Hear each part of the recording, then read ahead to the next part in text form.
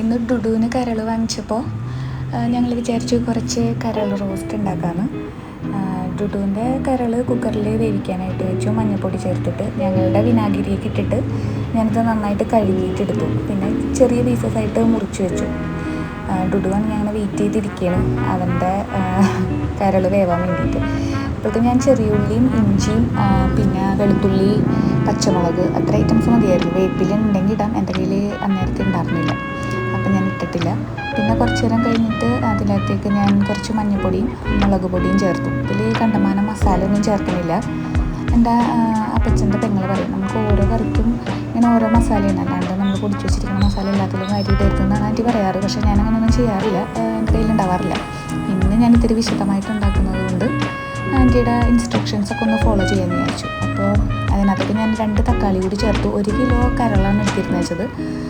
തക്കാളി ഇങ്ങനെ വേവൊന്നും വേണ്ട. അവിടെ കുക്കറിൽ ഡുഡുവിൻ്റെ കരൾ വെന്ത് വരുന്നുണ്ട്, വെന്ത് റെഡി ആയിട്ടുണ്ട്.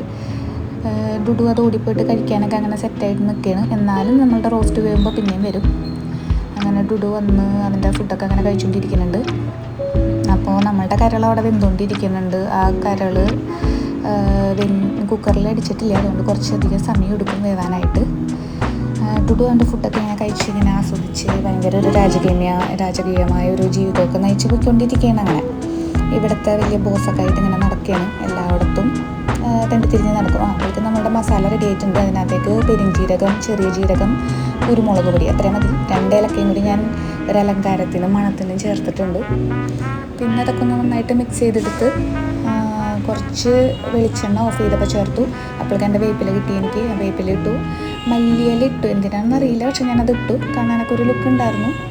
ഇട്ടില്ലെങ്കിലും കുഴപ്പമില്ല, സാധാരണ നല്ല അടിപൊളിയായിരുന്നു, നല്ല ടേസ്റ്റൊക്കെ ഉണ്ടായിരുന്നു. പിന്നെ ചോറ് ഉണ്ടാക്കാനുള്ള ക്ഷമയും സമയവും ഇല്ലാത്തത് കൊണ്ട് ഹാഫ് കുക്ക്ഡ് ചപ്പാത്തി വാങ്ങിച്ചിട്ടുണ്ടായിരുന്നു. അത് 2-3 അതും പിന്നെ ഈ കരൾ കറി.